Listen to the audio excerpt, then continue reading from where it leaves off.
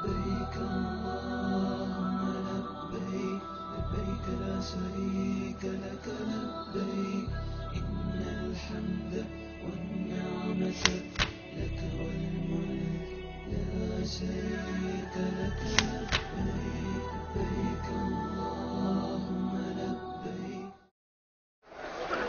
السلام عليكم ورحمة الله. إن الحمد لله نحمده ونستعينه من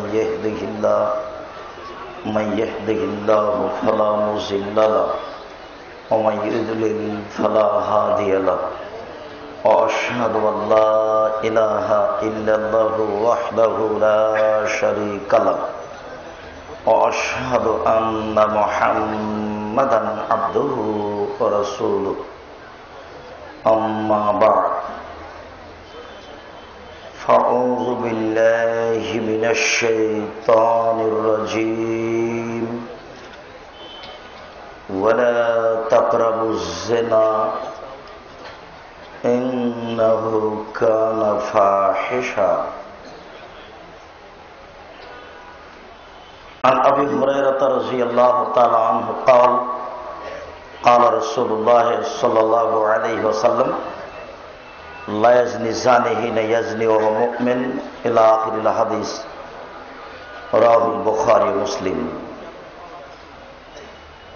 عن عامر رضي الله تعالى عنه قال قال رسول الله صلى الله عليه وسلم يكون من بعد أقوام يستحلون الحرى والحرير والخمر والمعازف. رواه البخاري.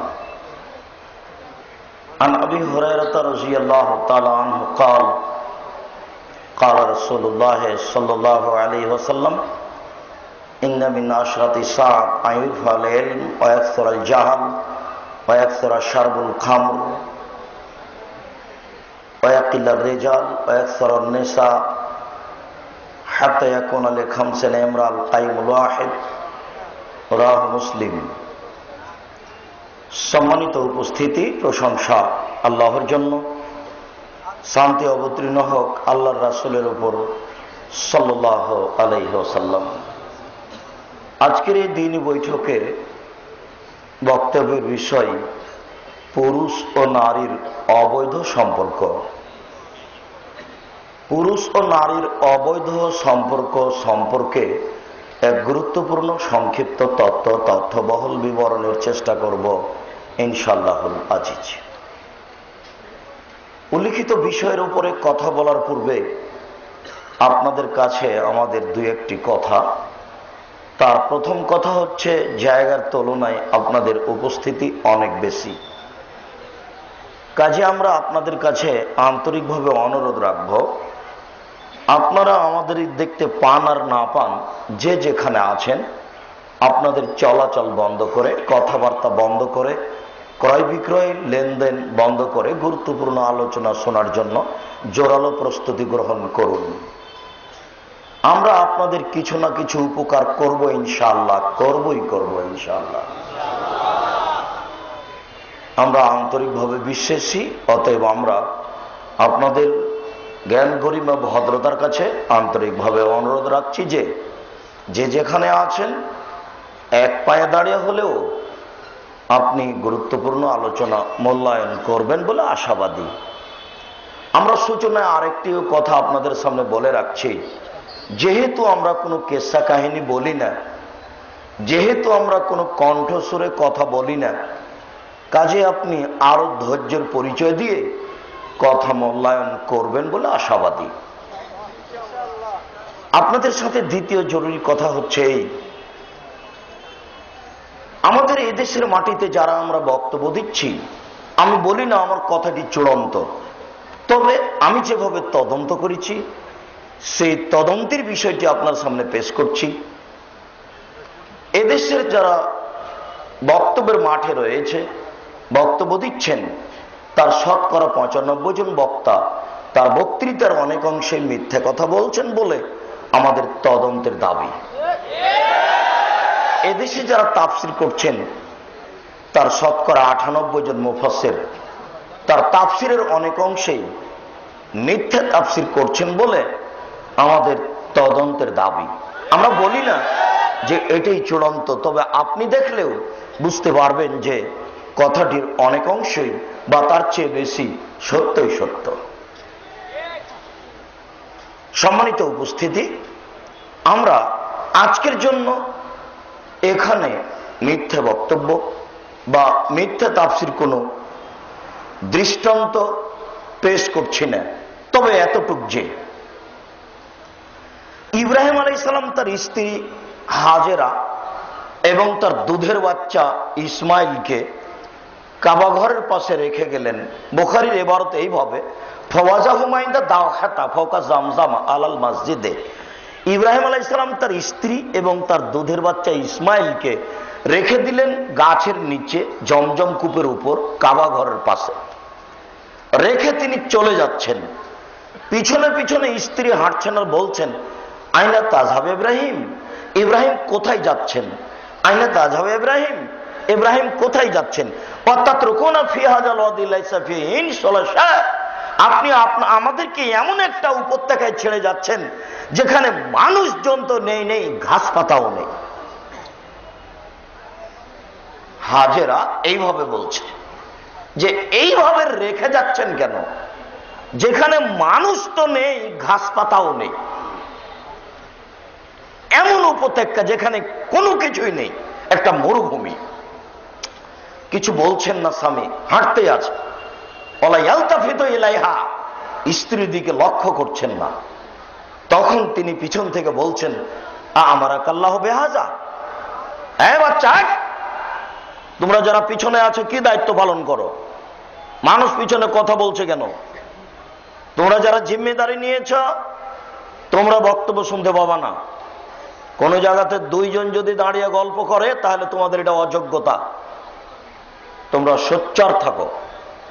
সম্মানিত উপস্থিতি, জাতির যদি রাস্তাঘাট করে দিতে না পারি, জাতির যদি স্কুল কলেজ করে দিতে না পারি, জাতিকে চূড়ান্ত সঠিক ধর্ম দিতে পারবো ইনশাআল্লাহ। ধর্মের ব্যাপারে জাতিকে ফাঁকি দিয়ে পরকাল হারাতে রাজি নই। অতএব যে যেখানে আছেন আপনাদের চলন্ত গতি বন্ধ করে গুরুত্বপূর্ণ আলোচনা শোনার জন্য আন্তরিকভাবে চেষ্টা করবেন বলে আমাদের আশা। তোমরা যারা দায়িত্ব পালন করছো তোমরা সোচ্চার হও, তোমরা মুখে কথা বলো না, তোমরা নির্বুদ্ধিতার পরিচয় দিও না, সতর্ক সাবধান থাকো। বলছিলাম সম্মানিত উপস্থিতি, তার স্ত্রী হাজেরা বললেন, আমরা কাল্লাহ বেহাজা, আচ্ছা আল্লাহ কি আপনাকে এইভাবে চলে যেতে বলেছেন? আপনি আমাকে কিছু বলছেন না কেন? আপনি আমাকে কিছু বলবেন তো, আপনি আমার সাথে কথা বলছেন না কেন? আপনাকে কি এইভাবে আল্লাহ চলে যেতে বলেছেন? কালা নাম, তিনি বলছেন হ্যাঁ, হ্যাঁ ছাড়া কোনো কথা নেই, হ্যাঁ তুমি যা বলেছ সেটাই। তিনি এইভাবে বলেননি, হ্যাঁ আমাকে এইভাবেই যেতে বলেছেন, এটা তিনি বলেননি, তিনি বলেছেন হ্যাঁ। তখন স্ত্রী বলছেন, আচ্ছা ঠিক আছে, তাহলে আল্লাহ আমাকে ধ্বংস করবেন না। অথচ তার স্ত্রীও জানেন না যে আমি থাকবো কিভাবে, বাঁচবো কিভাবে, খাবো কিভাবে। তার স্ত্রী কিন্তু এটা জানেন না। ইব্রাহিম আলাইহিস সালাম নিজেও জানেন না যে আমার স্ত্রী কি খাবেন, কিভাবে থাকবেন। রেখে চলে যেতে বলেছেন, যাচ্ছেন। একটু আগিয়ে গিয়ে সানিয়া পাহাড়ের ওখানে গিয়ে কাবা ঘরের দিকে মুখ করে আহাল পরিবারের দিকে লক্ষ্য করেন, দেখা যায় না। এবার তিনি হাত উঠিয়ে বলছেন, আল্লাহুম্মা ইন্নী আসকানতু মিন যুরিয়াতি বিওয়াদিন গায়রি জি জারিন ইনদা বাইতিকাল মুহাররম। হে আল্লাহ, আমার পরিবারের কিছু অংশ আমি তোমার কাবা ঘরের পাশে রেখে দিলাম, যেখানে মানুষজন তো নেই, ঘাস পাতাও নেই, মরুভূমি, যেখানে ঘাস পাতা তৈরি হয় না, এরকম একটা জায়গায় আমার পরিবারের কিছু অংশ রেখে দিলাম। তিনি তার পরিবারের জন্য দীর্ঘ সময় ধরে হাত তুলে দোয়া করে এই কথা বললেন। সম্মানিত উপস্থিতি, 3 থেকে 4 বছর পরে বাচ্চা যখন দৌড়াদৌড়ি করতে পারে, যে সময়ে বাচ্চাকে খুব সুন্দর লাগবে দেখতে, যখন চুমা দিতে ভালো লাগে, আল্লাহ বলছেন ছেলেকে কুরবানি করতে হবে। তিনি চলে আসলেন, এসে বলছেন, বোনাইয়া ইন্নী আরা ফিল মানামে আন্নী আযবাহুকা ফানজুর মাযা তারা। বৎস, আব্বু, আমি স্বপ্নে দেখছি তোমাকে কুরবানি করছি, তোমার মতামত কি? তখন ছেলে বলছে, ইয়া বাতিফাল মা তুমারু সাতাজিদুনি ইনশাআল্লাহু মিনাস সাবিরিন। আব্বু, আপনি যা স্বপ্নে দেখেছেন তা বাস্তবায়ন করুন, আপনি আমাকে ধৈর্যশীল পাবেন। ফাসলামা, বাপ বেটা একমত। তাল্লাহুল জামিন, ছেলেকে উপর করে সইয়ে দিলেন, তিনি ছুরি চালাচ্ছেন। আল্লাহ তাআলা বলছেন, ইব্রাহিম কাদ সাদ্দাকতা রুয়া, তোমার ছেলেকে কুরবানি করতে হবে, এই ঠেকা আমার বাঁধেনি। আমি তোকে পরীক্ষা করছিলাম, তুমি পরীক্ষায় পাস করতে পারো কিনা। তুমি পরীক্ষায় পাস করে গেছো ইব্রাহিম। এই কথা আল্লাহ বলছেন। এইটুকু বিবরণ পেশ করে আমি যা বলতে চেয়েছি সেটা হলো এই, যে একটু আগে তার স্ত্রী বললেন যে মানুষজন তো নেই, নেই ঘাস পাতাও নেই। একটু পরে স্বামী বললেন যে আমার পরিবারের কিছু অংশকে মরুভূমিতে রেখে দিলাম, মানুষজন নেই, ঘাস পাতাও নেই। তাহলে এই মরুভূমিতে মুসাফির মানুষ 3 দিন 300 উট কোরবানি করলেন, এটা হয় কি করে? যেখানে মানুষই নাই সেখানে আশ্চর্য, এটা হয় কি করে? ও মুফাসসির সাহেব, এইভাবে তাফসির করছেন কেন? আপনার তাফসির রাজশাহী চাঁপাইনবাবগঞ্জের ভাষাতে বেখাপ্পা, একেবারেই মিলে না। হয় কি করে? মানুষই নাই তো 300 উট আসলো কি করে? তার উপরন্ত তিনি মুসাফির মানুষ, বাড়ি ঘরই নেই। 100 উট কি এইখানে আছে নাকি? কেউ যে ভাবে না, কেউ যে একটু ধর্মের উপরে চিন্তা করে না। সবাই যে খাচ্ছে, পায়খানা করছে, দিন কাটাচ্ছে, কেউ যে চিন্তা ভাবনা করে না। অবাক, এটা হয় কি করে? আবার মুফাসসির সাহেব বলছেন যে কুরবানি হচ্ছে না কেন? লোহা লাগিয়ে দেওয়া হয়েছে ছুরির নিচে, তাই। আরে আশ্চর্য, ছুরির নিচে লোহা লাগানো হবে কেন? আল্লাহ বলে দিয়েছেন ছুরিকে, ছুরি তুমি কাটবে না, কিয়ামত পর্যন্ত ঘষটালে আর হবে না, আল্লাহ বলে দিয়েছেন। জড়বস্তু আল্লাহর কথা মানে, মানুষ আদম সন্তান বড় নিমুখ হারাম, আল্লাহর কথা মানে না। জড়বস্তু আল্লাহর কথা মানে। দেখবেন, দেখবেন, একটু দেখেন, এই যে দেখেন, বিকেলে বলল কে মূর্তি সব কে ভেঙেছে? কে ভাঙলো মূর্তি? হ্যাঁ, ইব্রাহিম দুষ্ট, এই ছেলেই করবে, ডাকাও তাকে। ইব্রাহিম, এসব মূর্তি কে ভেঙেছে? আরে আমাকে বলছেন কেন? ওই যে বড় মূর্তি কুড়াল ঘাড়ে করে আছে তাকেই বলেন না। আশ্চর্য, মূর্তি কি কথা বলতে পারে? আরে যে কথা বলতে পারে না তাকে মানো কেন? আরো খেপে গেল। এই শোনো যুবক, গর্ত খনন করো, আগুন রেডি করো, ইব্রাহিমকে নিক্ষেপ করো। তাই করা হলো। আল্লাহ তাআলা বললেন, ইয়া নারু কুনি বারদাম ওয়া সালামা, আগুন শীতল হয়ে যাও। এই যে হয়ে গেল। আগুন জড়বস্তু, আল্লাহর কথা মানে। ছুরি জড়বস্তু, আল্লাহর কথা মানে। আগুন জড়বস্তু, আল্লাহর কথা মানে। দেখবেন, দেখবেন, নগদ আপনাকে দেখাই, দেখেন কিভাবে জড়বস্তু আল্লাহর কথা মানে। শুধু ছুরি নয়, শুধু আগুন নয়, আপনি আরো দেখেন না, বলার সাথে সাথে আপনার কাছে ধরা পড়বে। ওই যে সে ব্যক্তি বলল, ও আমার আদরের ছেলেরা, আমি এত বড় পাপী, আমি এত বড় পাপী, আমি এত বড় পাপী যে আল্লাহ যদি আমাকে ধরতে পারেন তাহলে সবচেয়ে বেশি শাস্তি দিবেন। অতএব আল্লাহ যেন আমাকে ধরতেই না পারে। একটা কাজ করো তো, আমি যখন মারা যাব তখন আমাকে জ্বালিয়ে অর্ধেক চাই পানিতে ফেলে দিও, অর্ধেক চাই মাটিতে ফেলে দিও। বাপ মারা গেলে ছেলেরা তাই করলো, ছাই মাটিতে পানিতে ফেলে দিল। এখন আল্লাহ বলছেন, মাটি যে ছাইগুলি জমা করে দাও, পানি যে ছাইগুলি জমা করে দাও। এ দেখেন, জড়বস্তু কথা শোনে। আমি মনে হয় বুঝাতে পারছি না। আদম সন্তান বড় নিমুখ হারাম, কথা মানে না। একটু এখনই দেখাবো, তারপরে আলোচনা ইনশাআল্লাহ। দেখেন জড় বস্তু কথা শুনে কিভাবে। দেখুন আপনাকে আমি নগদ দেখাচ্ছি। এই যে দেখেন, একজন লোক তীরে 99 জন মানুষকে হত্যা করেছেন, 99 জন। তারপরে খুঁজছে বাঁচার পথ কি আছে, তো খুঁজতে খুঁজতে গেছে দরবেশের কাছে। দরবেশ মানে ইবাদত করে, বিদ্যা নেই। এখন গিয়ে বলছে যে ভাই আমি তো 99 জন লোককে হত্যা করেছি, বাঁচার পথ। তো দরবেশ তো আর আল্লাহকে চিনে না, এমনিতেই সুবহানাল্লাহ বলে। এখনো বলছেন না না, এটা হলো নাকি? 99 জন লোককে হত্যা করার পরে আবার বাঁচার পথ। তখন লোকটা বলছে এখন হলোই না, তখন তোমাকে রেখে কি হবে? তাকে দিচ্ছে 100 জন, এখন বাঁচার পথ। ওই যে গ্রামে একজন আলেম আছে, যান, যাওয়ার প্রস্তুতি নিতেই সময় শেষ, লাশ পড়ে আছে। জাহান্নাম এবং জান্নাতের ফেরেশতা এসে হইচই শুরু করেছে, কে নিয়ে যাবে? আল্লাহ বলছেন আরে থামো থামো থামো থামো, মেপে দেখো না এই গ্রাম থেকে কতটুকু গেছে আর কতটুকু আছে। লাশ তো ওখানেই পড়ে আছে। মাপতে লাগিয়ে আল্লাহ ওই গ্রামকে বলছেন যে গ্রামের দিকে যাচ্ছিল, এই গ্রাম তাকাররাবি, আগে আসো। যে গ্রাম থেকে যাচ্ছিল তাকে আল্লাহ বলছেন এই গ্রাম তাবাদি, সরো সরো, পিছনে সরো। সরে গেল, মেপে দেখা গেল অর্ধ হাত বেশি হয়ে গেছে। বোখারি মুসলিম।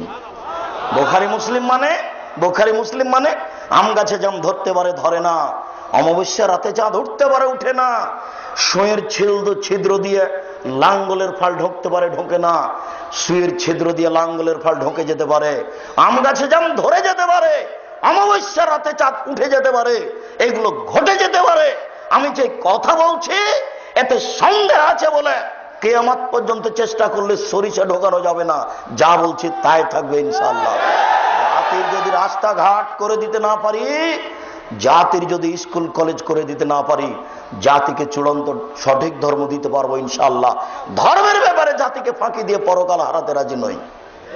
শুনুন, আপনাকে বলছিলাম দেখেন জড় বস্তু আল্লাহর কথা মানে, আদম সন্তান বড় নিমুখ হারাম আল্লাহর কথা মানে না।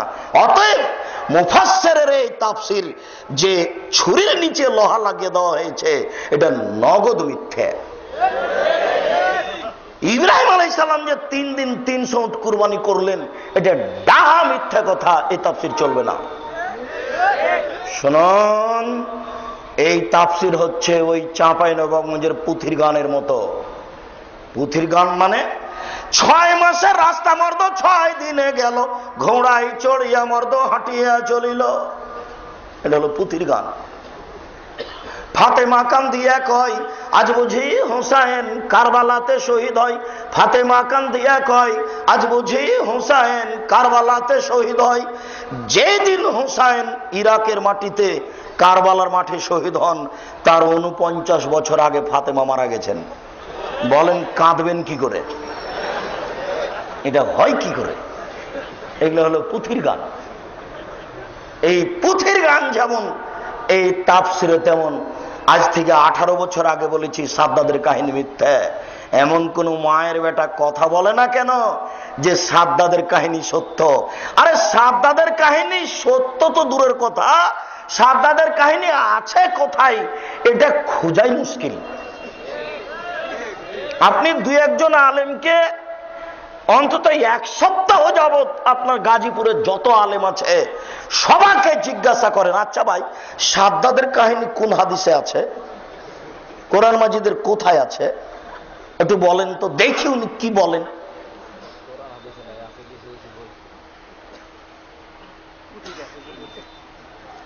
শুনুন, মিথ্যে তাফসির আছে, সূচনায় এতটুক বলে গেলাম মাত্র। বলছিলাম আদম সন্তান বড় নিমুখ হারাম, আল্লাহর কথা মানে না, জড় বস্তু মানে। দেখি সূচনাতে আদম সন্তানকে একটু পরীক্ষা করে। আবু হুরায়রা রাদিয়াল্লাহু তাআলা আনহু বলেন রাসূল সাল্লাল্লাহু আলাইহি সাল্লাম বলেছেন সালাসা, 3 শ্রেণীর মানুষ রয়েছে লা ইয়াদখুলুনাল জান্নাতা আবাদা, তারা কখনো জান্নাতে যাবে না। 3 শ্রেণীর মানুষ রয়েছে তারা কখনো জান্নাতে যাবে না। তার 1 শ্রেণীর মানুষ হচ্ছে মদমিনুল খামর, যারা নিয়মিত বিড়ি তামাক জর্দা সিগারেট গুল নেশাদার দ্রব্য খায় পান করে, তারা জান্নাতে যাবে না। দেখি আপনি আগামীকাল পর্যন্ত সন্ধ্যা পর্যন্ত সিগারেট আর খান কিনা, দেখি আদম সন্তান আল্লাহর কথা মানে কিনা। আদম সন্তান বড় নিমুখ হারাম, সাহস করে না মানার, তবে আদম সন্তানই পারে, পশু প্রাণী পারে না। কে পারে? আদম সন্তানই পারে, আদমের ছেলে মেয়ে পারে, আদমের ছেলে মেয়ে পারে কথা বলতে। জি হ্যাঁ, জিন্দগিতে আমি কোনোদিন আর সিগারেট মুখে দেব না, এই কথা কে বলতে পারে? আদমের ছেলে মেয়ে বলতে পারে। কুকুর শ্রীগাল পারে না, পশু প্রাণী পারে না। অতএব আদমের সন্তানকে এই প্রতিজ্ঞা করতে হবে, নেশাদার দ্রব্য কখনো পান করব না। 2, রাজেলাত মিনে নিসায়ে, পুরুষের বেশধারী নারী জান্নাতে যাবে না। যারা পুরুষের জুতা স্যান্ডেল পরে, যারা পুরুষের শার্ট প্যান্ট পরে, যারা পুরুষের পোশাক পরে, যারা মাথার চুল ছোট করে, যারা এই যে চুস্ত গেঞ্জি জাতীয় পায়জামা পরে, আপনি যাবেন না। আপনার সাথে আমার অনেক কথা আছে। আপনি বাপ, আপনি মাথায় টুপি দিয়ে থাকেন, 3 বার হজ করেছেন, আপনার চোখের সামনে আপনার বেটি পায়জামা পরে থাকে গেঞ্জি জাতীয়, নিচের দিক চিকন হয়ে আছে আর উপর দিক মোটা হতে হতে রান এরকম মোটা হয়ে আছে, চোখে পড়ে না? লজ্জা কি বেঁচে খেয়েছেন? শরম কি বেঁচে খেয়েছেন? বাপ বেটির লজ্জা হয় না? শরম হয় না? খারাপ লাগে না? লজ্জা কি বেঁচে খেয়েছেন? শরম কি বেঁচে খেয়েছেন? ইতস্তবোধ থাকা দরকার, মানবতা থাকা দরকার। আপনার লজ্জাবোধ নেই, আপনার ইতস্তবোধ নেই, আপনার হায়াবোধ নেই, আপনার বোধগম্য নেই, আপনার বোধোদয় নেই, আপনার হিতাহিত জ্ঞান নেই, আপনার মানবতা নেই। আপনি রাজশাহী চাঁপাইনবাবগঞ্জের ভাষাতে একটা অমানুষ। বলেন কি আপনি? মেয়ে দিয়ে জাতিকে পাপী করে নিজেকে ধর্ম দেখাচ্ছেন। তাহাজ্জুদ পড়ে জান্নাত কিনতে চান নাকি? জান্নাত কি পড়ে আছে নাকি? কে বলেছে জান্নাত পড়ে আছে? জাহান্নাম পড়ে আছে, এই কথা ঠিক। রাসূল সাল্লাল্লাহু আলাইহি ওয়াসাল্লাম বলেছেন, হজিবাতিন নার বিশাওয়াত, জাহান্নাম ঘেরা আছে মনের ইচ্ছা দিয়ে, হজিবাতি জান্নাতে বিমাকারে, নিয়ম নীতি কষ্ট ক্লেশ দ্বারা জান্নাত ঘেরা আছে। জান্নাত সহজে পাওয়া যায় না, তাহাজ্জুদ পড়েও জান্নাত হয় না। শুনুন, পুরুষের বেশধারী নারী জান্নাত পাবে না, পুরুষের বেশধারী নারী জান্নাত পাবে না। যারা পুরুষের জুতা স্যান্ডেল পরে, এই যে গাজীপুরে, এই যে পাশে, এই যে দোকানপাটে হাজার হাজার নারী, লক্ষ লক্ষ নারী, এই যে গার্মেন্টসে যেটা জেনার কারখানা, লক্ষ লক্ষ নারী ঘুরছে, এই যে দোকানে এখন হাঁটছে, এর বাপ নেই, এর মা নেই, এর ভাই নেই, এ মুসলমানের বাচ্চা নয়? আশ্চর্য! আপনি মনে করেন কি এই হচ্ছে জাহান্নামের খড়ি? একে বলে আল্লাহ রাসূল বলেছেন যে জাহান্নাম বলতে নারী আর নারী, জাহান্নাম বলতে নারী আর নারী, জাহান্নাম বলতে নারী আর নারী। কিছু পুরুষ, শুনুন,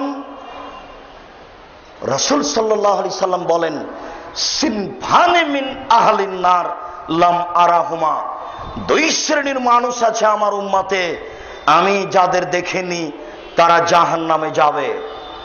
2 শ্রেণীর মানুষ আছে আমার উম্মতে, আমি তাদের দেখিনি তারা জাহান্নামে যাবে। 2 শ্রেণীর মানুষ আছে আমার উম্মতে, আমি তাদের দেখিনি তারা জাহান্নামে যাবে। 1, কওমুন, এমন মানুষ, এমন সম্প্রদায়, মা হুসায়াতুন, যাদের হাতে আছে লাঠি, কাদনাবিল বাকারে, গাভীর লেজের মতো, একদিক মোটা একদিক চিকন, গাভীর লেজের মতো তাদের হাতে লাঠি থাকবে। এজরিবুনা বিহান্নাস, যারা মানুষকে পিটাবে। বলো তো যুবক, তোমার বিবেকে কে তারা? তুমি তুমি তুমি কলেজে ভর্তি হয়েছো মারামারি করার জন্য? বিশ্ববিদ্যালয়ে পড়তে এসেছো মানুষকে মারার জন্য? কাপুরুষ! শিক্ষা কাকে বলে জানো না, বিদ্যা কাকে বলে জানো না। তুমি কি করে লাঠি নিয়ে ধাওয়া করছো? ওই পুলিশ আগে আগে পালাচ্ছে, তুমি যাচ্ছ, আবার পাল্টাও যখন ধাওয়া করছো তুমি পালাচ্ছ। তোমার হাতে এই লাঠি আছে, তাদের হাতে আছে, যার একদিক মোটা, যার একদিক চিকন। তুমি জাহান্নামী, তুমি সাবধান থাকো। তোমার বিদ্যা দিয়ে তুমি নিজের উপকার করতে পারো না, জাতির তুমি উপকার করতে পারো না। তুমি শিক্ষিত সন্তান নও, তুমি জাতির জন্য বোঝা। এরা জাহান্নামে যাবে যাদের হাতে লাঠি আছে, মানুষকে পিটাই। 2, যাদের আমি দেখিনি জাহান্নামে যাবে, নিসাউন, মহিলা, কাছে এতুন কাপড় পরে থাকে, আর এতুন উলঙ্গ। নেও দেখো এবার। ও হাজী সাহেব, আমি অনুবাদক। 1450 বছর পূর্বে রাসূল সাল্লাল্লাহু আলাইহি ওয়াসাল্লাম এই কথাগুলি মুখে আরবিতে বলেছেন। আমি তার অনুবাদক, আমার কিছু করার নেই। আপনি দেখুন আপনি তার মধ্যে আছেন কিনা। নিসাউন, মহিলা, কাছে এতুন কাপড় পরে থাকে, আর এতুন উলঙ্গ, মমিলাতুন তারা পুরুষকে নিজের দিকে আকৃষ্ট করে। এই যে দেখেন সবাই এই বৈঠকে যত আছি 1999 জন মানুষই এইসব ল্যাংটা, এইসব পতিতালয়ের বেহায়া বেশরম মহিলাদেরকে তারা দেখতেই থাকে। আবার মাইলাতুন তারা নিজেরা পুরুষের দিকে আকৃষ্ট হয়। ওরা যখন বাড়িতে ছিল ভালোই ছিল, এবার বাড়ি থেকে বের হয়েছে, গাজীপুর বাজারে এসেছে, কেন জানি কেমন কেমন করে, কেন জানি আনছান আনছান করে, একবার হাত হিলাই, একবার মাথা নাড়ে, একবার চুল নাড়ে, একবার এই দিকে আসে, একবার ওই দিকে যায়, কেন জানি কেমন কেমন করে। তারা পুরুষের দিকে আকৃষ্ট হয়েছে, তাই তারা আনছান আনছান করে। আমি অনুবাদক, তিনি বলছেন তারা পুরুষের দিকে আকৃষ্ট হয়েছে। লায়াত খোলাল জান্নাহ, এরা জান্নাতে যাবে না, এরা জান্নাতে তো যাবে না, যাবেই না, এরা জান্নাতে তো যাবে না, যাবেই না। ওয়ালা ইয়াজিদনা রিহা, এরা জান্নাতের গন্ধ পাবে না। ফাইনা রিহা তুজাদু মিন মাসিরাতি কাদা ওয়া কাদা, যে জান্নাতের গন্ধ 1 বছরের দূরত্ব পথ থেকে পাওয়া যায়। এটা জান্নাত।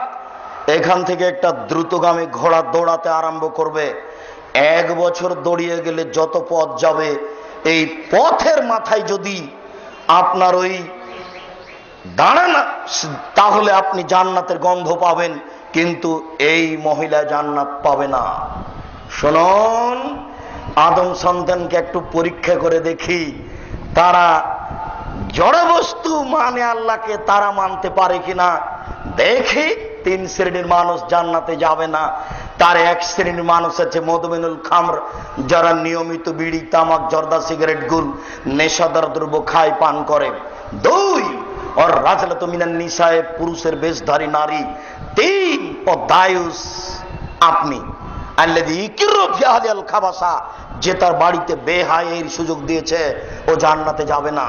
যে তার বাড়িতে বেহায়ার সুযোগ দিয়েছে ও জান্নাতে যাবে না। তাহাজ্জুদ পড়লেও হবে না, হজ করলেও হবে না, কান্নাকাটি করলেও হবে না।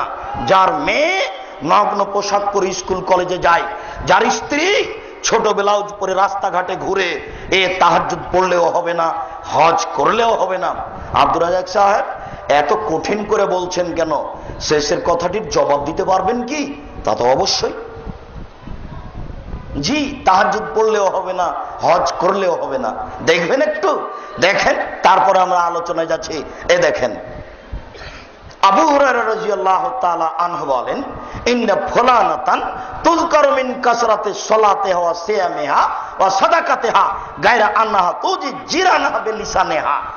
আল্লাহর নবীর সামনে বলা হলো, আল্লাহর নবী অমুক মহিলা বেশি বেশি সালাত আদায় করে, বেশি বেশি সিয়াম পালন করে, বেশি বেশি দান খায়রাত করে, তবে মুখ দিয়ে প্রতিবেশীকে কষ্ট দেয়। আল্লাহ রাসূল বললেন, হে ফিন্নার, ও জাহান্নামে যাবে। এই ছেলে, এইদিকে খেয়াল করো, বেখেয়াল হয় না। সম্মানিত মুরব্বিয়ানে কিরাম, এক খেয়ালে চেয়ে থাকুন, এক পায়ে দাঁড়িয়ে থাকুন। ইচ্ছা করলে একদিন সময় বের করা যায় না। আপনার আজকে এই সময়টা বের করতে আমাকে কষ্ট লেগেছে। এখানে সময় করার জন্য আরো কয়েক বছর থেকে চেষ্টা করা হচ্ছিল, সময় বের করা যায় না। অতএব যে যেখানে আছেন ভদ্রতা বজায় রেখে এক পায়ে দাঁড়িয়ে থাকবেন। আপনি মনে করবেন এক একটা বাক্যের মূল্য 1 কোটি টাকা, তাহলে আপনার জন্য সহজ হবে। আপনাকে আমি ইসব জুলেখার কাহিনী শোনাতে আসিনি। আপনি সতর্কতার সাথে ভদ্রতা বজায় রেখে কান লাগিয়ে কথা শোনার চেষ্টা করুন। সম্মানিত উপস্থিতি, আমি বলছিলাম, এই ছেলে, বলতে পারো তুমি কোন ইবাদত দিয়ে আল্লাহকে সবচেয়ে বেশি ডাকা যায়? সালাত, নামাজ। এই মহিলাটি বেশি বেশি সালাত আদায় করে, মানে তাহাজ্জুদ পড়ে। বলতে পারো যুবক, কোন ইবাদত দিয়ে আল্লাহকে সবচেয়ে বেশি সন্তুষ্ট করা যায়? সিয়াম। ইবাদতের জগতে সবচেয়ে দামি ইবাদত হলো সিয়াম, রোজা। ইবাদতের জগতে সবচেয়ে দামি ইবাদত হলো সিয়াম, রোজা। এই মহিলা বেশি বেশি সিয়াম পালন করে। 3, বেশি বেশি দান খায়রাত করে। দান মানে দলিল, এই বাড়ি আমার, প্রমাণে যে দলিল। এই জমি আমার, প্রমাণে যে দলিল। আল্লাহ রাসূল বললেন না, সাদকাত বুরহান, দান হলো দলিল। বুখারী মুসলিম। বিচারের মাঠে আমি বলবো আমি জান্নাত পাবো, আল্লাহ যদি আমাকে বলেন কেন, তাহলে আমি বলবো আমার কাছে দলিল আছে। বলেন তো সেটা কি? দান। সালাত কিন্তু এমন ইবাদত নয়, সিয়াম এমন ইবাদত নয়, হজ এমন ইবাদত নয়। একটা দান আশ্চর্য ধরনের ইবাদত। বিচারের মাঠে এটা দলিল, আমি জান্নাত পাবই পাবই পাবো। কেন? আমার কাছে দলিল আছে। বুখারী মুসলিম। এই মহিলা বেশি বেশি সালাত আদায় করে, বেশি বেশি সিয়াম পালন করে, বেশি বেশি দান খায়রাত করে, তবে মুখ দিয়ে মানুষকে কষ্ট দেয়। যেমন কাপুরু সন্তান, তুমি দলীয় দাপটে মানুষকে উপেক্ষা করে থাকো, গালি দিয়ে থাকো। এই গাজীপুরের বাজারে তুমি দলীয় দাপটে জমি দখল করেছ, তুমি বুঝতে পারোনি বিচার কাকে বলে। যেদিন বিচার হবে সেদিন তুমি বুঝতে পারবে বিচার কাকে বলে। সেই দিন বিচার হওয়ার পূর্বেই তিনি বলে দিবেন,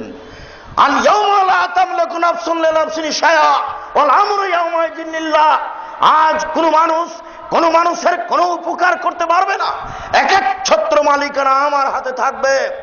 বিচার করার পূর্বে তিনি বলে দিবেন, আইনাল জব্বার আইনাল মুতাকাব্বির, স্বৈরাচারী, স্বেচ্ছাচারী, অহংকারী, বদমেজাজিরা কোথায়? আমি হচ্ছি রাজাধিরাজ, আনা মালিকুল আমলাক। এই পরিচয় দেওয়ার পরে বিচার আরম্ভ করবেন। এমনি নয়। সেদিন টিকবে না তোমার দলীয় দাপট, সেদিন টিকবে না তোমার কোনো ক্ষমতা। তুমি বুঝতে পারোনি বিচারের মাঠ কাকে বলে। যেখানে ইব্রাহিম আলাইহিস সালাম টিকতে পারবেন না, এত পাওয়ারফুল মানুষ, তবু আল্লাহ বলছেন ইব্রাহিম আমার দোস্ত, এরপরও হবে না। ইব্রাহিম আলাইহিস সালাম বিচারের মাঠে টিকতে পারবেন না, তোমার হুজুর তো বহু দূরের কথা। শুনুন, তোমার বিচারের আর একটু দুটা বাক্য তোমাকে বলে কথাটা আমি স্পষ্ট করি। তুমি বুঝতে পারছো না যুবক, বিচারের মাঠ কি জিনিস। শুনুন, বুখারী মুসলিম, আল্লাহ রাসূল বলেন, মা মিন মুসলিমিন ইয়াতাকাল্লামু রাব্বুহু ইয়াওমাল কিয়ামা, ইয়াতাকাল্লামু রাব্বুহু ইয়াওমাল কিয়ামা লাইসা বাইনাহু ওয়া বাইনাহু তারজুমান ওয়ালা হাজাবুন ইয়াহজাবুহু। যেদিন আল্লাহর সাথে মুখামুখি কথা হবে, জিজ্ঞাসা উত্তর হবে, ওই সময় মানুষ এবং আল্লাহর মাঝে কোনো দোভাষী থাকবে না। দোভাষী বুঝি তো? কোনো অন্তরাল থাকবে না, কোনো আড় থাকবে না, এরকম একবারে মুখামুখি। কোনো আড় থাকবে না, কোনো অন্তরাল থাকবে না, কোনো দোভাষী থাকবে না। আল্লাহ যখন তাকে জিজ্ঞাসা করবেন, তখনও দেখবে ডান দিকে, ফাইয়ারা আইমানা মিনহু ফায়ানজুরু আইমানা মিনহু ফায়ারা মা কাদ্দামা মিন আমালিহি। জিজ্ঞাসার সময় সে ডান দিকে লক্ষ্য করবে। ডান দিকে লক্ষ্য করলে তার জীবনের সব কর্ম দেখতে পাবে। বোকা ছেলে, বুঝতে পারোনি? বান্ধবীকে যেইভাবে চেপে ধরে আছো, ওইভাবেই ছবি দেখা যাবে। তোমার তো বিদ্যে নেই, তোমার তো বুদ্ধি নাই, তুমি তো ধ্বংস হয়েছো, চরিত্র তো তোমার কিছু নেই। এই ছেলে, এই যে গাজীপুরের রাস্তার মোড়ে মোড়ে বেশ্যালয়ের মেয়েকে দেখছো নগ্ন অবস্থায় ঝুলানো আছে, এটা মানুষই করেছে গো, করছে, পশু করেনি। শোনো, যেইভাবে তুমি তোমার ভাবির সামনে গল্প করছো, এইভাবেই তুমি ছবি দেখতে পাবা। হু আল্লাহ ধরে রেখেছেন, ওইভাবেই দেখা যাবে। বুখারী মুসলিম। সরিষা ঢোকানো যাবে না, তুমি সাবধান থাকো। তোমার সেদিন চলে এসেছে, বিচার আর দেরি নেই। শ্বাস বন্ধ হলেই তোমার বিচার আরম্ভ হবে।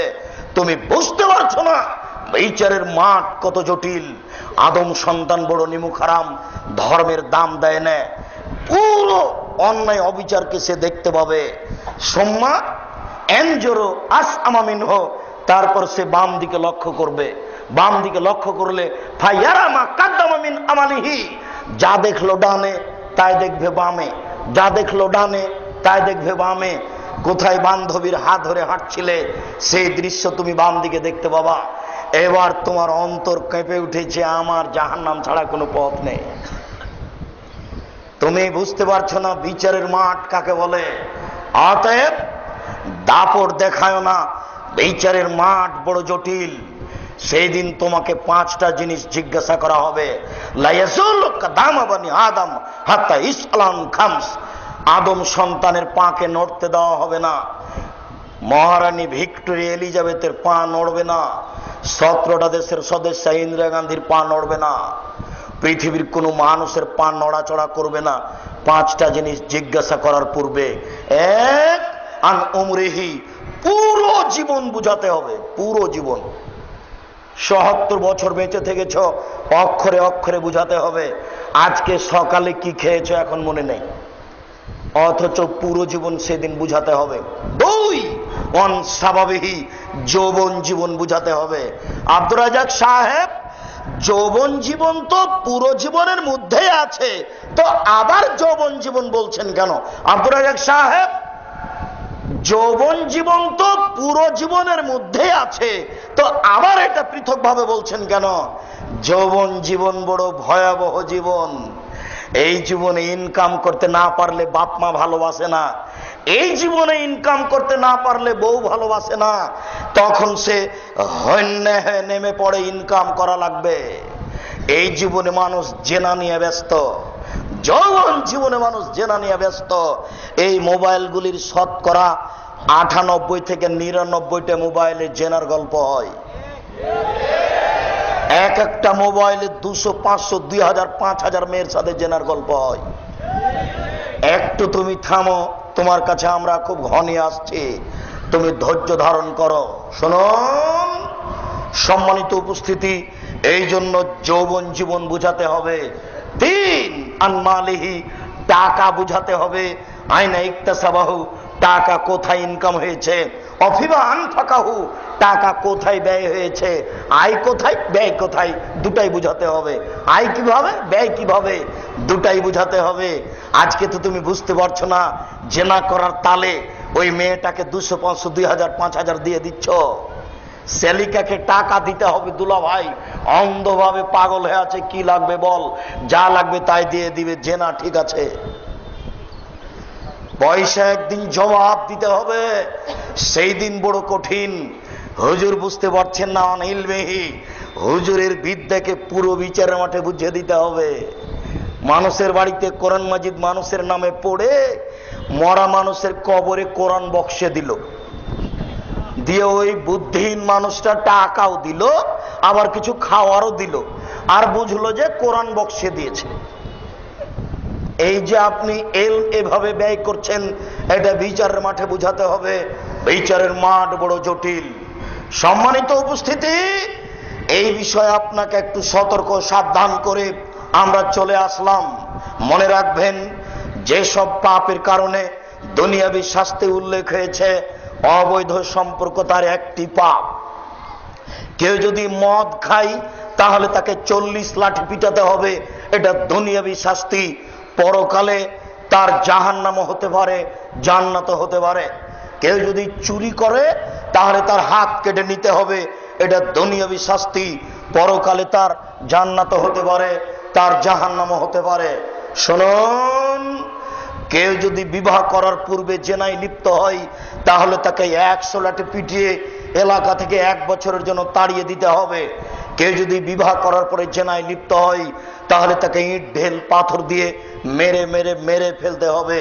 এদেশের লাখো ভাবিকে ইট ঢেল পাথর দিয়ে মেরে ফেলতে হবে যারা দেবরের সাথে জেনায় লিপ্ত হয়েছে। এদেশের লাখো পুরুষকে, দুলা ভাইকে ইট ঢেল পাথর দিয়ে মেরে ফেলতে হবে যারা সেলিকার সাথে জেনায় লিপ্ত হয়েছে। এদেশের লাখো পুরুষকে ঢেল পাথর দিয়ে মেরে ফেলতে হবে যাদের স্ত্রী থাকার পরও অন্য পুরুষের সাথে জেনায় লিপ্ত হয়েছে, অন্য নারীর সাথে জেনায় লিপ্ত হয়েছে। এদেশের লাখো নারীকে ঢেল পাথর দিয়ে মেরে ফেলতে হবে যাদের স্বামী থাকা সত্ত্বেও বেহায়া, বেশরমা, লজ্জাহীনা আর একজন পুরুষের সাথে জেনায় লিপ্ত হয়। এদেরকে ইট ঢেল পাথর দিয়ে মেরে ফেলতে হবে। সম্মানিত উপস্থিতি, কথার এক পর্যায়ে আপনাকে বলছিলাম যে এরা পতিতালয়ের ময়ে, আমি এই কথাটাকে বলিনি, তারপরে আলোচনায় আসছি, আবারও এই কথা আসতে পারে। যুবক, তুমি মনে রাখিও, দুনিয়াতে দুইটা পাপ আছে, মানুষ না করে এই পাপী। আশ্চর্য পাপ। দুনিয়াতে দুইটা পাপ আছে, মানুষ না করেই পাপী। আশ্চর্য পাপ। তার একটি হচ্ছে, কেউ যদি বলে আসো জুয়া খেলি, খেলেইনি, খালি বলেছে আসো জুয়া খেলি, তাহলে 10 জন ফকিরকে খাওয়াতে হবে। জুয়া মানে প্রত্যেক যেই খেলাতে টাকার হার জিত রয়েছে সেটাই জুয়া। জুয়া কোনো নির্ধারিত খেলা নয়, প্রত্যেক যেই খেলাতে টাকার হার জিত রয়েছে সেটাই হলো জুয়া। মনে রাখবেন, আন্তর্জাতিক ফুটবল, ক্রিকেট, এইগুলো সবচেয়ে বড় জুয়া। আমি আপনাকে বলেছি যে এই খেলা টিভিতে দেখা তো বহু দূরের কথা, আন্তর্জাতিক খেলার গল্প যেখানে চলে সেখানে বসে থাকাও হারাম। দেখি কোন মায়ের বেটা ফতোয়াকে উল্টিয়ে ধরে, এমন সাহস রাখে। তুমি তো অশিক্ষিত যুবক, তোমার বিদ্যাকে আমি কবর দিতে এসেছি। তোমার বাপ পাকিস্তানকে ভালোবাসে, তাই পাকিস্তানের পতাকা, আর তুমি রেখেছো ব্রাজিলের পতাকা। ছি ছি ছি ছি ছি, কাপুরুষ, মূর্খ, বিদ্যাহীন, বিবেকহীন, বোকা। তোমার বিবেক আছে কিছু?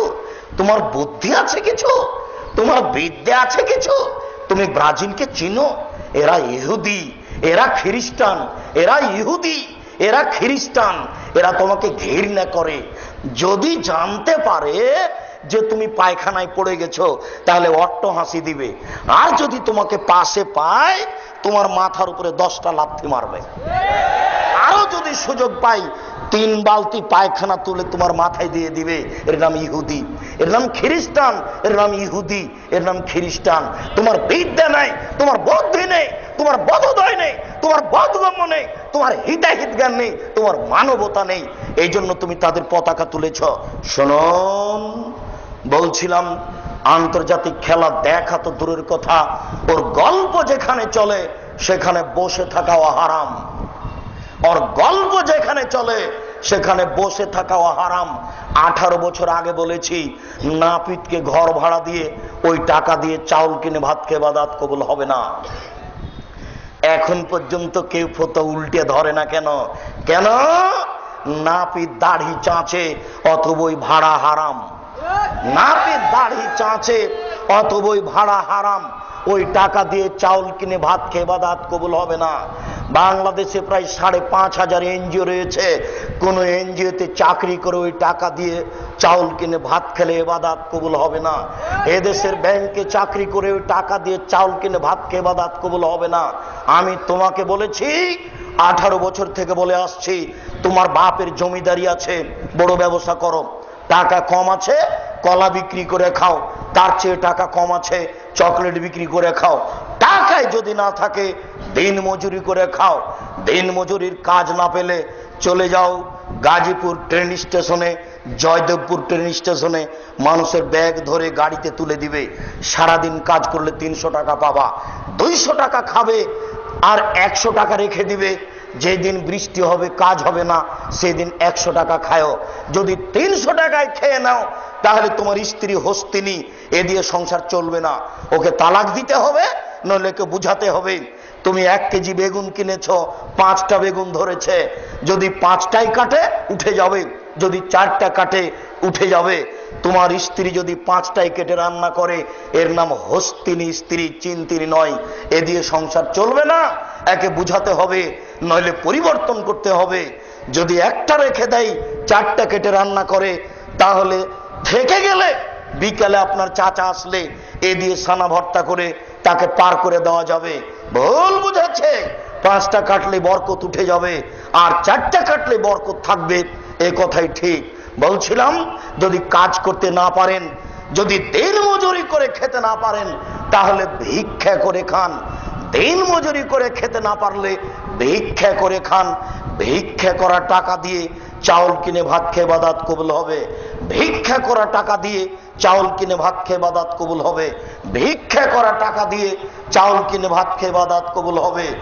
যৌতুকের টাকা দিয়ে শ্বশুরের কাছে টাকা নিয়ে ওই টাকা দিয়ে চাউল কিনে ভাত খেয়ে ইবাদত কবুল হবে না।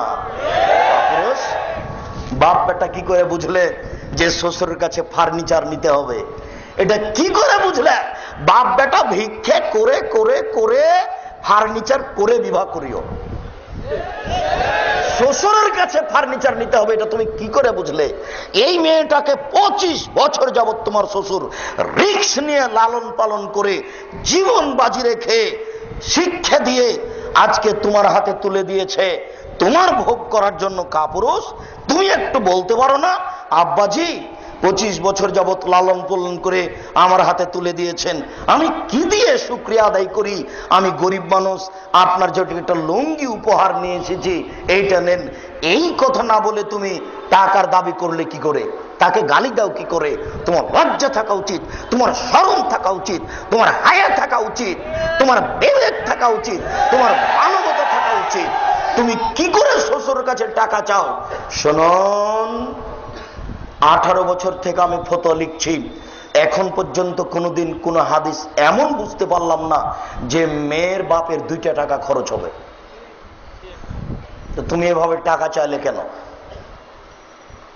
সম্মানিত উপস্থিতি, ভিক্ষা করা টাকা দিয়ে চাউল কিনে ভাত খেয়ে ইবাদত কবুল হবে।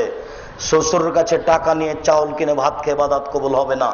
আগামীকাল সন্ধ্যা হতে হতে টাকা ফেরত দিতে হবে। বোকা ছেলে বলছে যে আমার শ্বশুর আমাকে মোটরসাইকেল দিয়েছে খুশি হয়ে। বোকা ছেলে, তোমার শ্বশুর মোটরসাইকেলটা ফকিরকে দিতে পারে না? ও দেশে ফকির নেই, ও দেশে ফকির নেই। তোমার নীতি, তোমার নোংরামির কারণে দিয়েছে। বাপের জমি বিক্রি করে মোটরসাইকেল কিনো, শ্বশুরের কাছে মোটরসাইকেল নিতে হবে, এই খেয়াল কেন? বলছিলাম, বিবাহ করার পরে যদি কে জেনায় লিপ্ত হয় তাহলে তাকে ইট ঢেল পাথর দিয়ে মেরে ফেলতে হবে। মহান আল্লাহ বলেন। এইখানে যে কথাটি বলছিলাম সেটুকু হচ্ছে, 2 শ্রেণীর মানুষ আছে পাপী, না করেই পাপী। তার 1 শ্রেণীর মানুষ হচ্ছে যারা বলে আসো জুয়া খেলি, খেলেইনি। যদি বলে আসো জুয়া খেলি, তাহলে তাকে 10 জন ফকিরকে খাওয়াতে হবে। আরেকটা শোনো, মানুষ না করেই পাপী। আল্লাহ রাসূল বলছেন, ইন্নাল মারাতা, যখন কোন মহিলা তারা সাজসজ্জা গ্রহণ করে, সাজগোজ করে, ঠোঁটে লিপস্টিক দেয়, পাউডার মাখে, যখন কোন মহিলা সাজগোজ করে, সাজসজ্জা গ্রহণ করে, মাজলিসিন, এরপরে পুরুষের পাশ দিয়ে হেঁটে যায়, ও ব্যভিচারিণী, ও ব্যভিচারিণী, ও ব্যভিচারিণী। আল্লাহর নবী শব্দটি 3 বার বলেছেন। তোমার বোন ব্যভিচারিণী, তোমার বোন এখন ঠোঁটে লিপস্টিক দিয়ে দোকানে দাঁড়িয়ে আছে। তোমার বোনকে যদি আমি ব্যভিচারিণী প্রমাণ করতে না পারি, জাতির সামনে বক্তব্য দেব না, আজকেই শেষ। তোমার মা ব্যভিচারিণী, তোমার মাকে যদি আমি ব্যভিচারিণী প্রমাণ করতে না পারি, জাতির সামনে আমি আর বক্তব্য দিব না, আজকেই শেষ। তুমি টিভিতে বেশ্যালয়ের মেয়েকে দেখে চক্ষু ঠান্ডা করে, কলিজা ঠান্ডা করে জান্নাত কিনতে চাও, তুমি হিসাব পরিবর্তন করো। বেশ্যালয়ের মেয়েকে দেখে চক্ষু ঠান্ডা করতে চাও, কলিজা ঠান্ডা করতে চাও, সাবধান থাকো, জান্নাতের মেয়ে পড়ে নয়। তোমার বোন বেশ্যালয়ের মেয়ে, তোমার বোন পতিতালয়ের মেয়ে। তোমার মাকে, তোমার বোনকে যদি আমি পতিতালয়ের মেয়ে প্রমাণ করতে না পারি, জাতির সামনে বক্তব্য দেব না। আবার অনুবাদ করছি, তুমি দেখো আমি অনুবাদক। আবার অনুবাদ করছি, তুমি দেখো আমি অনুবাদক। 1450 বছর পূর্বে মুহাম্মদ সাল্লাল্লাহু আলাইহি ওয়াসাল্লাম যা বলেছেন আমি তার অনুবাদ করছি। তিনি বলেন, ইন্নাল মারাতা, যখন কোন মহিলা তারাত সাজসজ্জা গ্রহণ করে, সাজগোজ করে, পুরুষের পাশ দিয়ে হেঁটে যাই, জানিয়ে ও ব্যভিচারিণী, ও ব্যভিচারিণী, ও ব্যভিচারিণী। আমি অনুবাদক, আমার কিছু করার নেই। বলো তোমার বোন ব্যভিচারিণী কিনা? কে এমন বুকে হাত দিয়ে বলতে পারে? আমার মেয়েকে রাস্তার লোক তো দূরের কথা, আমার চাচাতো ভাইও কোনোদিন দেখেনি। এর নাম পর্দা, এর নাম তাহাজ্জুদ, এর নাম হজ। টাকা আছে, হজ করে এসেছে, তাই সে জান্নাত কিনে নিবে। ধর্ম পৈতৃক সম্পত্তি, ধর্ম বাপের জমি। এটা হলো আমার বাপের জমি, আমি হাল চাষ এই দিক দিয়ে শুরু করি, না হলে এই দিক দিয়ে শুরু করি, তাতে লোকের কি? এটা আমার দোকান গাজীপুর বাজারে, আমি দোকানের পিছন দিক দিয়ে দরজা রাখি, না হলে সামনের দিক দিয়ে দরজা রাখি, এতে লোকের কি? জি না, আপনার চলে, ধর্মের চলে না। ধর্ম একজন মানুষের কথা দিয়ে চলে, যার নাম মোহাম্মদ সাল্লাল্লাহু আলাইহি সাল্লাম। সম্মানিত উপস্থিতি, মহান আল্লাহ বলেন, ওয়ালা তাকরাবুজ জিনা, তোমরা জিনার নিকটে যায় না। পৃথিবীর মানুষ, ইন্নাহু কানা ফাহিশা, নিশ্চয় জিনা অশ্লীল, জঘন্য, ঘৃণিত কাজ। সাবিলা, এই পথ অতীব খারাপ, অতীব ঘৃণিত, অতীব খারাপ, অতীব ঘৃণিত। সম্মানিত উপস্থিতি, এই যে লক্ষ্য করুন, জেনা হচ্ছে 5 নাম্বার পাপ। জেনা হচ্ছে 5 নাম্বার পাপ। 1 নাম্বার পাপ হচ্ছে আল্লাহর সাথে শিরক করা। 2 নাম্বার পাপ হচ্ছে পিতা মাতার অবাধ্য চলা। 3 নাম্বার পাপ হচ্ছে মিথ্যা কথা বলা। 4 নাম্বার পাপ হচ্ছে বাচ্চা নষ্ট করা। 5 নাম্বার পাপ হচ্ছে জেনা। আবু যার গেফারি রাদিয়াল্লাহু তাআলা আনহু বলেন, আল্লাহর নবী বললেন, মান কালা লা ইলাহা ইল্লাল্লাহ ফাদাখালাল জান্নাহ, কেউ যদি লা ইলাহা ইল্লাল্লাহ বলে তাহলে সে জান্নাতে চলে যাবে। আবু যার গেফারি বললেন, ওয়াইন জানা ওয়াইন সারাকা, চুরি করলেও যাবে, জেনা করলেও যাবে। আল্লাহ রাসূল বললেন, ওয়াইন জানা ওয়াইন সারাকা, চুরি করলেও যাবে, জেনা করলেও যাবে। আল্লাহ রাসূল তখন বলার সাথে সাথে আবার আবু যার গেফারি বললেন, ওয়াইন জানা ওয়াইন সারাকা, চুরি করলেও যাবে, জেনা করলেও যাবে। এটা কেমন কথা হলো? আল্লাহ রাসূল বললেন, চুরি করলেও যাবে, জেনা করলেও যাবে।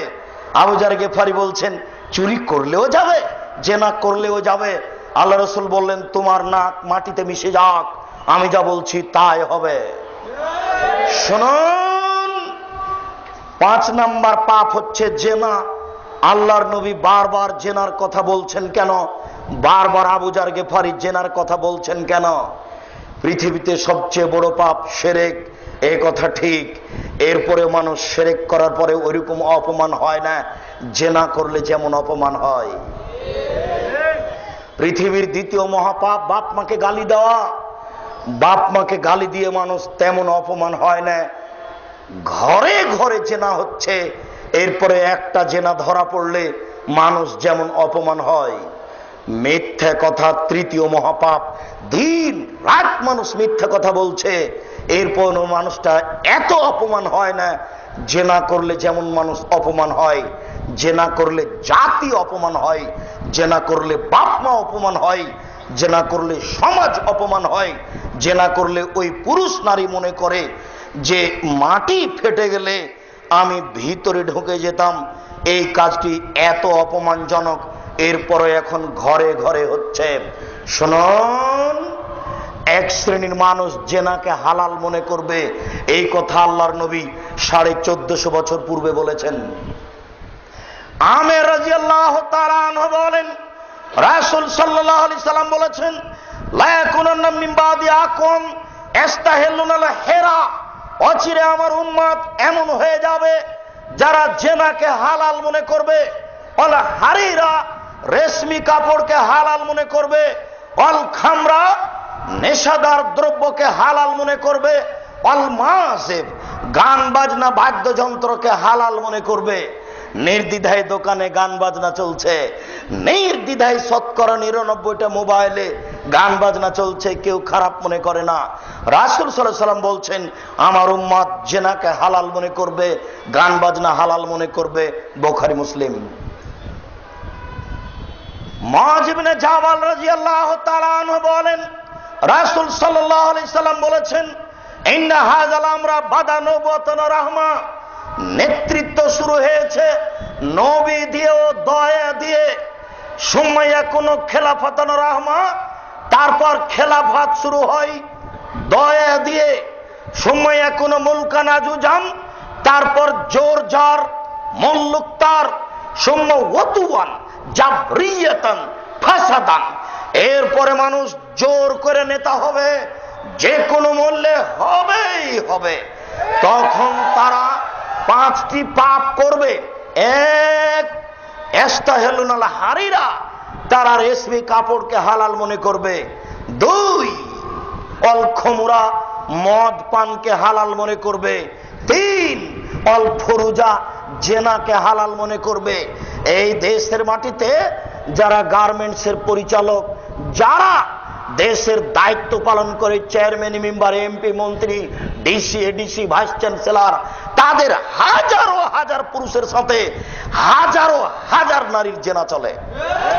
তাদের কাছে জেনা কোনো বড় কথা নয়। প্রায় মানুষেরই পাওয়ার যত বেশি, জেনা তত বেশি। আমি অনুবাদক, 1450 বছর পূর্বে তিনি যা বলেছেন আমি তা অনুবাদ করে শোনাচ্ছি। তিনি বলেন তারা জেনাকে হালাল মনে করবে। আপনি তদন্ত করে দেখুন, ঘটনা তাই আছে, শতকরা 98 জনের তাই আছে। শুনুন, আমাদের নবী মুহাম্মদ সাল্লাল্লাহু আলাইহি সাল্লাম বলেন জেনা এমন হয়ে যাবে, এটা হারাজুনা তাহারুজাল হেমারে, গাধা যেমন গাধীর সাথে মিলে লজ্জা বুঝে না, ষাঁড় যেমন গাভীর সাথে মিলে লজ্জা জানে না, মানুষ তেমন খোলা মাঠে জেনা করবে, লজ্জা বুঝবে না।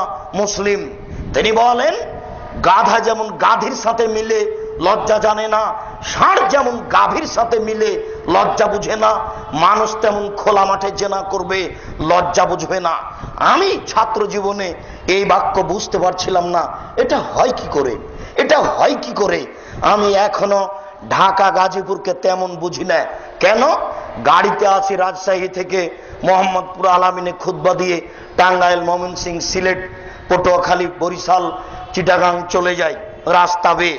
শুধুমাত্র ওই দৃশ্যটাই চোখে পড়ে যে কোথায় জিয়াউর রহমান সাহেব মারা গেলেন, তার হাড় হাড্ডি এখানে নিয়ে এসে পুঁতে দেওয়া হলো সংসদ ভবনে। বিশাল এলাকা হয়ে গেল বেশ্যালয়, জেনার কারখানা। আপনি দেখুন, সকাল 10টার সময় একজন যুবক একজন যুবতীর উরু রানের উপরে মাথা দিয়ে ঘুমিয়ে গেছে, ঘন্টার ঘন্টা ঘুমিয়ে আছে, ঘন্টার ঘন্টা জড়িয়ে ধরে আছে। এই রাস্তা দিয়ে মিনিটে ঘন্টায় লাখো মানুষ হাঁটে। চেয়ারম্যান যান, এমপি যান, মন্ত্রী যান, ডিসি যান, এডিসি যান, ওসি যান, দারোগা যান, জেল সুপার যান, দায়িত্বশীল যান, কেউ কিছু বলে না, বলা নাকি যায় না, কেউ কিছু বলে না, বলা নাকি যায় না, বলা নাকি অপরাধ, কেউ নাকি মানুষ নেই, সবাই নাকি পশু, কেউ নাকি মানুষ নেই, সবাই নাকি পশু। যদি মানুষ হয়তো বলে না কেন, মানুষ হলে বলে না কেন, বলতে হবে 3 পদ্ধতিতে, লাথি মেরে উড়িয়ে দিতে হবে, এটা হলো একটা পদ্ধতি। 2, মুখে বলতে হবে এটা ঠিক নয়। 3, যদি না পারা যায় সরে দাঁড়াতে হবে। কেউ বলে না কেন, কেউ ঘৃণা করে না কেন, 1450 বছর পূর্বে মুহাম্মদ সাল্লাল্লাহু আলাইহি সাল্লাম বলেছেন গাধা যেমন গাধীর সাথে মিলে লজ্জা বুঝে না, ষাঁড় যেমন গাভীর সাথে মিলে লজ্জা জানে না, মানুষ তেমন জেনা করবে, লজ্জা বুঝবে না। কি দিয়ে বুঝায় আপনাকে? এই 3 নম্বর শ্রেণীর 3rd% বদ বেশ্যালয়ের মেয়ে। আর এই বদ, নোংরা, বর্বর, অসভ্য, ঘৃণিত বদ সন্তান একজন বেশ্যালয়ের মেয়েকে চেপে ধরে আছে। এটা কি জেনা নয়? রাসূল সাল্লাল্লাহু আলাইহি ওয়াসাল্লাম বলেন আল আইনানে তাজনিনে জিনাহুমান নাজরু, 2 চোখের জেনা হচ্ছে চোখ দিয়ে দেখা, ওয়াল ওজনানে জিনাহুল ইস্তিমাউ, 2 কানের জেনা হচ্ছে কান দিয়ে শোনা, ওয়াল ইয়াদ জিনাহাল বাতস, হাতের জেনা হচ্ছে হাত দিয়ে ধরা, আর রিজল জিনাহাল মাসি, পায়ের জেনা হচ্ছে পা দিয়ে চলা, জেনাল কালতাতমানা তাস্তাই, অন্তরের জেনা হচ্ছে পরিকল্পনা করা, জেনাল লিসান উতকা, জিবার হচ্ছে কথা বলা জেনা। দেখেন কিভাবে আল্লাহ রাসূল বলেছেন, আমি অনুবাদক, আমার কিছু করার নেই। 1450 বছর পূর্বে মুহাম্মদ সাল্লাল্লাহু আলাইহি সাল্লাম যা বলেছেন আমি তা আপনাকে অনুবাদ করে শোনাচ্ছি। বুখারী, মুসলিম। তিনি বলেন আল আইনানে তাজনিনে জিনাহুমান নাজর, দুই চোখের জেনা হচ্ছে চোখ দিয়ে দেখা। বেশ্যালয়ের মেয়ে, ইন্ডিয়ার মেয়ে তোমার ময়াতে, টিভিতে আর তোমার মোবাইলে নাচে, আর তুমি তাহাজ্জুদ পড়ো, রোজা থাকো। বেশ্যালয়ের মেয়েকে দেখে চক্ষু ঠান্ডা করে, কলিজা ঠান্ডা করে জান্নাতের মেয়ে ভোগ করার হিসাব করবেন না। বল হিসাব। জান্নাতের মেয়ে ভোগ করা খুব টাফ ব্যাপার। আল্লাহ তাদের চ্যালেঞ্জ দিয়ে বলেছেন, ওদেরকে কোনোদিন মানুষ স্পর্শ করেনি, ওদের কোনোদিন জিন স্পর্শ করেনি। আল্লাহ চ্যালেঞ্জ দিয়ে বলেছেন, ওরাই এত সুন্দরী, ওরাই এত সুন্দরী, ওরাই এত সুন্দরী, ওদেরকে দেখে মনে হবে ঝিনুকের মধ্যে লুকানো মুক্তা। আল্লাহ চ্যালেঞ্জ দিয়ে বলেছেন, ওরাই এত সুন্দরী, ওরাই এত সুন্দরী, ওদেরকে দেখে মনে হবে ছড়ানো ছিটানো মুক্তা। আল্লাহ বলেন, ওরাই এত নরম, ওরাই এত নরম, ডিমের খোসা এবং কুসুমের মধ্যে সাদা পদার্থ যত নরম। কি দিয়ে বুঝাই যুবক তোমাকে ডিমের এই সাদা পদার্থ কত নরম? আমি তোমাকে কি দিয়ে বুঝাই জান্নাতের মেয়ে কত নরম? ওদের কোনোদিন হাইজ হবে না, ওদের কোনোদিন পেশাব হবে না, ওদের কোনোদিন পায়খানা হবে না, ওদের কোনোদিন নাকে শিকা নাচবে না, ওদের গায়ে কোনোদিন ময়লা হবে না, ওদের কাপড় কোনোদিন পুরাতন হবে না। শোনো, ওদের চক্ষু হবে লম্বা লম্বা লম্বা, টানা টানা, ওদের মাথায় চুল থাকবে ককড়া ককড়া, কুচকুচে কালো, লম্বা লম্বা, ওদের বক্ষ হবে স্ফীত গোলাকার। এরকম 72 থেকে 73 জন নারী তোমার চোখের সামনে বসবে। এরপরে হঠাৎ একটা মেয়ে এসে, তুমি ওইভাবে সোফায় বসে আছো, হঠাৎ একটা মেয়ে এসে বলবে আসসালামু আলাইকুম, তুমি বলবে ওয়ালাইকুম সালাম। তারপরে তুমি বলবে মানান্তি, তুমি কে? তখনও বলবে আনাল মাজিদা, আমি হচ্ছি বেশি অবশিষ্ট। তুমি তার গালের দিকে, মুখের দিকে তাকিয়ে দেখবে, তুমি তোমার চেহারা তার গালে দেখতে পাবা টক টক করে, ঝকঝক করে। কি দিয়ে আমি তোমাকে বুঝাই তার গাল কত স্বচ্ছ? আমি কি দিয়ে বুঝাই তোমাকে তার গাল কত পরিষ্কার যে তুমি নিজের ছবি দেখতে পাবা? এইভাবে বসে থাকতে থাকতেই তোমাকে খুশি করার জন্য তারা এক পর্যায়ে বলে উঠবে, নানুল খালেদা তো ফালানা বেদো, অননায়মা তো ফালানা বাসো, অনন রাজিয়া তো ফালানা স্কাত, তো বালে মান কানালা অকুনালাহু, পায়ের সানসান ঘঙ্গরে জমজম পঞ্চে পঞ্চে ফেঙ্গেঙ্গি, পায়েনকে শাড়ি লাল কুমারী উসকো বেহেস্তों को सजावेंगी, जैसे कबूतर लोटन लोटे वैसे लोटन लोटावेंगी, पायर सनसन घोंगरे जमजम पंचे पंचे फेंकेंगी, पायन के शाड़ी लाल कुमारी उसको बेहेस्तों को सजावेंगी, जैसे कबूतर लोटन लोटे वैसे लोटन लोटावेंगी। স্বামী গো, আমরা চিরস্থায়ী রয়েছি, কখনো ধ্বংস হব না। স্বামী গো, আমরা সর্বদা আপনাকে সন্তুষ্ট করে রাখবো, কখনো অসন্তুষ্ট করব না। স্বামী গো, আমরা হচ্ছে আপনার জন্য আর আপনি হচ্ছেন আমাদের জন্য। যুবক, এই মেয়ে তুমি ভোগ করতে চাচ্ছ মোবাইলে পতিতালয়ের মেয়েকে দেখে? জান্নাত কি পড়ে আছে মনে করছো? জাহান্নাম পড়ে আছে। বক্তব্যের সাথে মুনাফিকি করো না। জিন্দেগি তার কোনোদিন কোনো মেয়ের সাথে কথা বলবো না। মোবাইল একবারে এমন ভাবে টিপা দাও যে কারো নাম্বার যেন আর না থাকে। বক্তব্যের সাথে মুনাফিকি করো না। তোমার সাথে আমার অনেক কথা আছে, তুমি ধৈর্য ধারণ করে এক পায়ে দাঁড়িয়ে থাকো। আমি অনুবাদক। 1450 বছর পূর্বে মুহাম্মদ সাল্লাল্লাহু আলাইহি সাল্লাম যা বলেছেন আমি তোমাকে তা অনুবাদ করে শোনাচ্ছি। আজকের পরে যেন তোমার মোবাইলে কোনো মেয়ের নাম্বার না থাকে, তোমার মা ছাড়া। তোমাকে সতর্ক সাবধান করছি। তবে তোমার মায়ের ব্যাপারও তোমাকে বলে যাচ্ছি, তুমি যখন থাকো না তোমার মা তখন মোবাইলে প্রেমের গল্প করে। তুমি যখন থাকো না তোমার বাপ মোবাইলে প্রেমের গল্প করে। এদেশের মোবাইলে শতকরা 99টা মোবাইলে প্রেমের গল্প হয় বলে আমার চিন্তা চেতনা, আমার হিসাব তুমি বিবেচনা করো। বক্তব্যের সাথে মুনাফিকি করবো না। বক্তব্য শুনতে এসেছো, কষ্ট করে দাঁড়িয়ে আছো, কথা মূল্যায়ন করিও। আমি তোমাকে আইয়ুব আলাইহিস সালামের গায়ের শরীরে পোকা হয়েছিল এই মিথ্যা তাফসীর শোনাতে আসেনি। তুমি সাবধান থাকো, আমি তোমার কিছু না কিছু উপকার করবো ইনশাআল্লাহ। শুনুন, জেনা বড় বিপদ। মানুষ যদি জেনায় লিপ্ত হয় তাহলে দুইটা বিপদ আসবে। এক, হঠাৎ মরণ হবে। দুই, এমন রোগ হবে যে রোগ বংশে ছিল না, যে লোক ডাক্তার চিনে না। আব্দুল্লাহ ইবনে উমর রাদিয়াল্লাহু তাআলা আনহু বলেন, রাসূল সাল্লাল্লাহু আলাইহি সাল্লাম বলেছেন, লা তাজহারুল ফাহিশাতু ফি কওমিন কাত্ত ইল্লা ফাসা ফিহিম আত-তাউন ওয়াল আওজা আল্লাতী লাম তাকুন মাজাত ফি আসলাফিহিম। পৃথিবীর মানুষ মনে রেখো, মানুষ যদি জেনায় লিপ্ত হয়, জনগণ যদি জেনায় লিপ্ত হয়, তাহলে তাদের উপরে 1 নাম্বার আসবে মহামারী, কলেরা, হঠাৎ মরণ হবে। যদি মানুষ জেনায় লিপ্ত হয়, তাহলে তার উপরে আসবে মহামারী, কলেরা, হঠাৎ মরণ হবে। আমি অনুবাদক, তিনি বলেছেন 2, ওয়ালাউজা, এমন রোগ হবে যে রোগ বংশে ছিল না, এমন রোগ হবে যে রোগ ডাক্তার চিনে না। এই কথা আল্লাহর নবী 1450 বছর পূর্বে বলেছেন। তিনি বলেছেন অতীতে কারোর এই রোগ ছিল না। ডাক্তারের কথাটি আমি নিজে বললাম, তিনি বলেছেন বংশে কারো এরকম রোগ ছিল না, এই রোগ তার হবে। এতে থেকে বুঝে নিতে হবে যে রোগ ডাক্তার চিনে না, এটা কি রোগ হয়েছে। তোমাকে ক্যান্সারের নাম দিয়ে মরতে হবে। তুমি সাবধান থাকো, তুমি বুঝতে পারোনি জেনা কি জিনিস। মনে রেখো তুমি জেনা কি জিনিস। শুধু তাই নয়, মানুষ যদি জেনায় লিপ্ত হয় তাহলে তাকে ভিক্ষুক হতে হবে, তার উপরে দারিদ্রতা ছেয়ে যাবে। আব্দুল্লাহ ইবনে মাসউদ রাদিয়াল্লাহু তাআলা আনহু বলেন, রাসূল সাল্লাল্লাহু আলাইহি ওয়াসাল্লাম বলেছেন, এজা জাহারা ফি কারিয়াতিন, এজা জাহারা ফি কারিয়াতিন আর রিবা ওয়া জিনা জাহারাল ফাকর ওয়াল মাসকানা। যখন কোন গ্রামে, যখন কোন সমাজে জেনা ছড়িয়ে যাবে, যখন কোন সমাজে সুদ ছড়িয়ে যাবে, সুদ আর জেনা দুটাই পাশাপাশি। যখন কোন সমাজে সুদ ছড়িয়ে যাবে, যখন কোন সমাজে জেনা ছড়িয়ে যাবে, তখন তাদের উপরে দুর্ভিক্ষ, অনাবৃষ্টি, ভিক্ষে বৃত্তি নেমে আসবে। তাকে আজ হোক আর কাল হোক ভিক্ষুক হতেই হবে।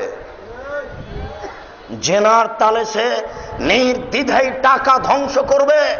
আমি অনুবাদক, আপনি আমার দিনী ভাই, আপনাকে আমি প্রাণপণে চেষ্টা করছি বুঝানোর জন্য। তিনি বলেছেন দারিদ্রতা, ভিক্ষাবৃত্তি তাদের উপরে নেমে আসবে যদি মানুষ জেনায় লিপ্ত হয়। শুনুন, মানুষ যদি জেনায় লিপ্ত হয় তাহলে তার ভিতরে ঈমান থাকে না। আবু হুরায়রা রাদিয়াল্লাহু তাআলা আনহু বলেন, রাসূল সাল্লাল্লাহু আলাইহি সাল্লাম বলেছেন, লা ইয়াজনি জানি হিনা ইয়াজনি ওয়া মুমিন।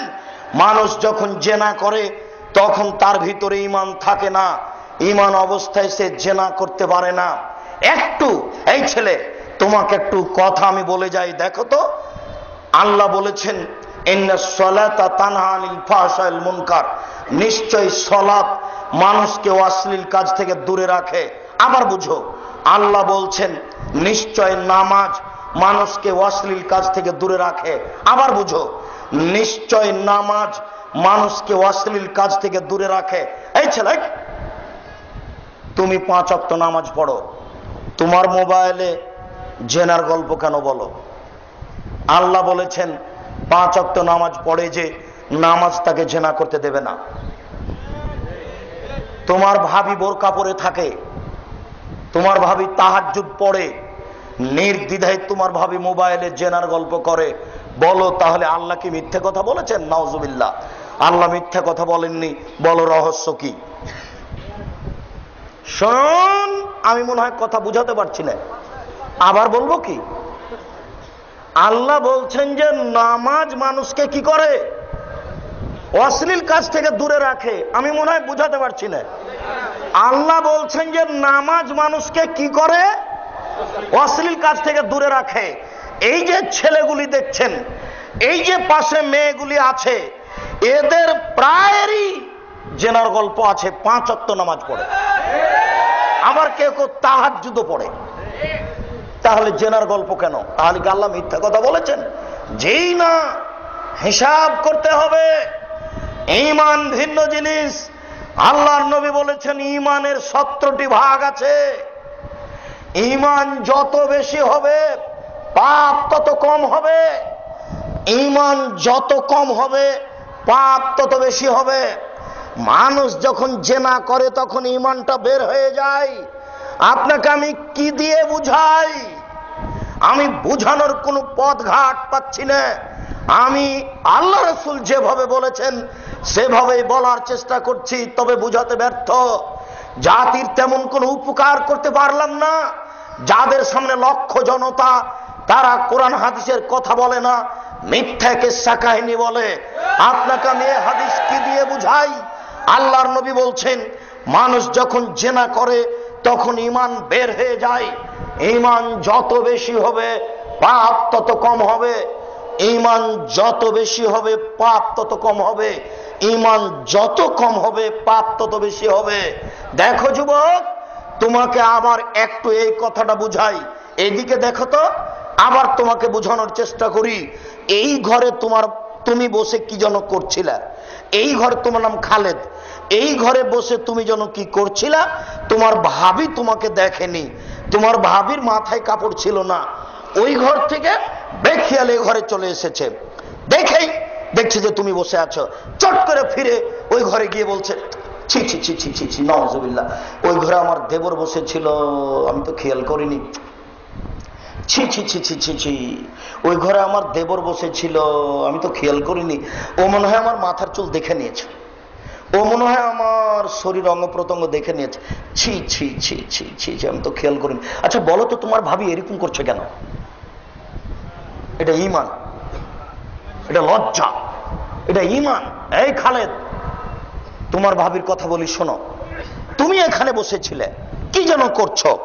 তোমার ভাবি ওই ঘর থেকে ঘুরতে ঘুরতে এই ঘরে এসেছে, তোমাকে দেখে বলছে, আরে খালেদ তুই এখানে আছিস, তোকে তো খুঁজছি রে। এও ৫ ওয়াক্ত নামাজ পড়ে, এখনো এ বোরখা পরে আছে, এখন এই মুহূর্তে বোরখা পরে আছে। তাহলে বলেন, এই যে বোরখা পরে আছে, এই যে তাহাজ্জুদ পড়ে, তো কেন দেবরকে বলছে আরে তোকে তো খুঁজছি? এটা কেন বলছে? এর ভিতরে ঈমান নেই। এই ঈমান শূন্য একটা কাঠ, একটা খোলা। ঈমান কোনো কাজ করে না। আল্লাহ রাসূল বলছেন, আলা হায়া মিনাল ঈমান ওয়াল ঈমান ফিল জান্নাহ। লজ্জাই হচ্ছে ঈমান, ঈমানই হচ্ছে জান্নাত। লজ্জাই হচ্ছে ঈমান, ঈমানই হচ্ছে জান্নাত। লজ্জাই হচ্ছে ঈমান, ঈমানই হচ্ছে জান্নাত। লজ্জা নেই যার, ঈমান নেই তার। লজ্জা নেই যার, ঈমান নেই তার। লজ্জা নেই যার, ঈমান নেই তার। এই যে এখন এই ছেলে, এখন তোমার বোন বসে আছে মাথায় কাপড় না দিয়ে, বলো তুমি তার লজ্জা আছে? আর তোমাকে বলি, তোমার মা ছোট ব্লাউজ পরে থাকে, ছোট ব্লাউজের হাত হলো বাহু পর্যন্ত।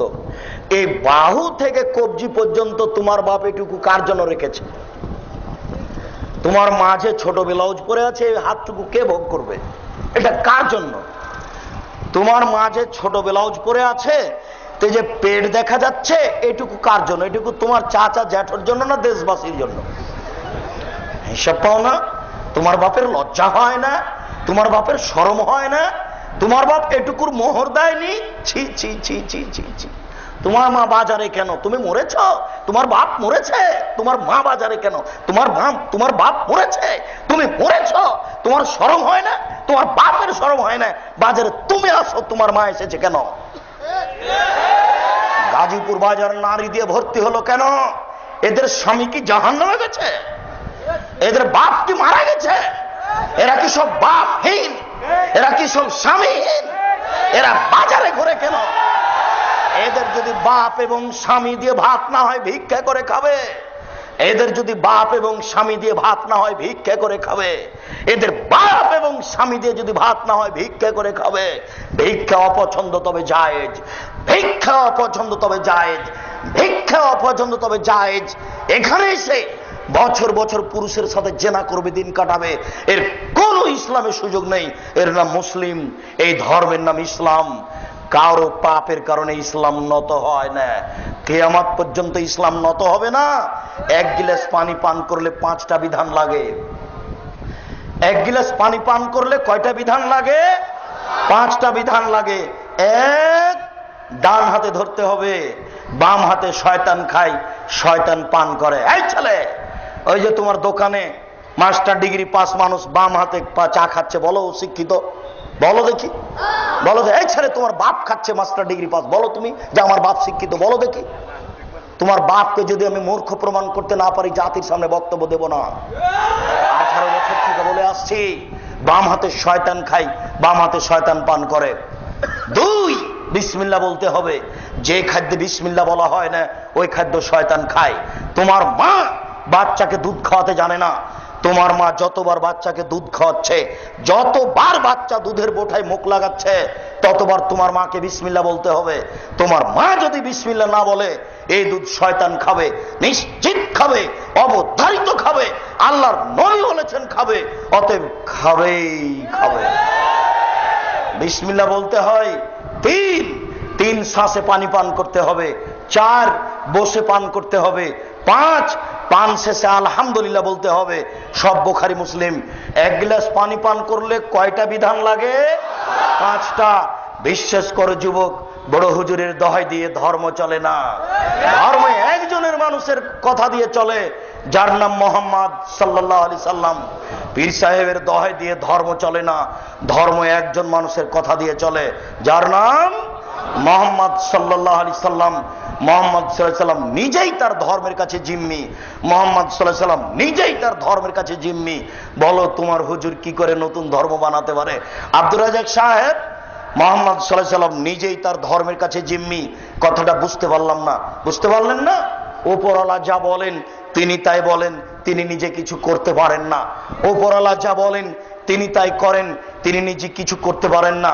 এদিকে দেখো, একটু মধ্যখানে কথা চলে এসেছে, তাই বলছি এদিকে লক্ষ্য করো। আল্লাহ রাসূল বলেছেন সব কাজ ডান দিক দিয়ে আরম্ভ করতে হবে। এবার তোমাদের বাড়িতে ডান দিকে একটা বাচ্চা ছেলে বসেছে, শিশু শ্রেণীতে পড়ে, আর বাম দিকে বসেছে তোমাদের ঢাকা বিশ্ববিদ্যালয়ের ভাইস চ্যান্সেলর। বলে এবার ভাত কিভাবে দিবা? জি সাহস হয় না একটু? শরম পাও? তোমার ভাইস চ্যান্সেলরকে তো আমি 1000 বছর থেকে মূর্খ বলছি। শুধু ইনি কেন, স্বয়ং মুহাম্মদ সাল্লাল্লাহু আলাইহি সাল্লাম যদি বামে বসেন তবুও খাদ্য ডান দিক থেকেই শুরু করতে হবে। যদি স্বয়ং উমর রাদিয়াল্লাহু তাআলা আনহু বাম দিকে বসেন তবুও খাদ্য ডান দিক থেকেই দেওয়া শুরু করতে হবে। আমি কি দিয়ে বুঝাই ধর্ম কি জিনিস? একটু দেখুন বুখারী মুসলিম, আল্লাহর নবীর ডান দিকে ছোট ছোট বাচ্চা আছে, বাম দিকে সব বড় বড় শায়েখ মাসায়েখ বসে আছেন। আবু বকর সিদ্দিক রাদিয়াল্লাহু তাআলা আনহু বামে বসে আছেন, ওমর রাদিয়াল্লাহু তাআলা আনহু। এবার তিনি পানি দিবেন তো যারা বড় তাকে দিবেন, দেওয়ার সময় বড়কে দিতে হয়।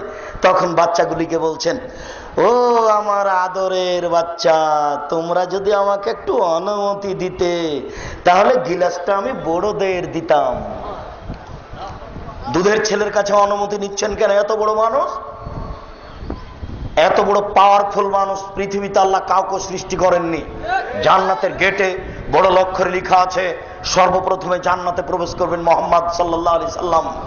যেদিন ইব্রাহিম আলাইহিস সালাম টিকতে পারবেন না সেদিন কথা বলবেন মুহাম্মদ সাল্লাল্লাহু আলাইহি সাল্লাম। জান্নাতে ঢুকে একটা ঘর আছে, ওই ঘরের ভিতর দিকে একজন ফেরেশতা দাঁড়িয়ে আছেন, বা তাকে বলে দেওয়া হয়েছে কেউ যদি বাহির থেকে বলে কে, যদি বলে মোহাম্মদ তাহলে খুলে দিও। মোহাম্মদ ছাড়া কারোর জন্য এই ঘর খোলা হবে না। তিনি কত বড় পাওয়ারফুল মানুষ। এরপরে তিনি দুধের বাচ্চাগুলিকে বলছেন, ও আমার আদরের বাচ্চা, তোমরা যদি আমাকে একটু অনুমতি দিতে তাহলে গিলাসটা আমি বাম দিকে দিতাম। অনুমতি চাচ্ছেন কেন? নিজের পাওয়ারে দিয়ে দিবেন। তিনি নিজেই জিম্মি। আমি বুঝাতে পারছি না, আমি মনে হয় বুঝাতে পারলাম না।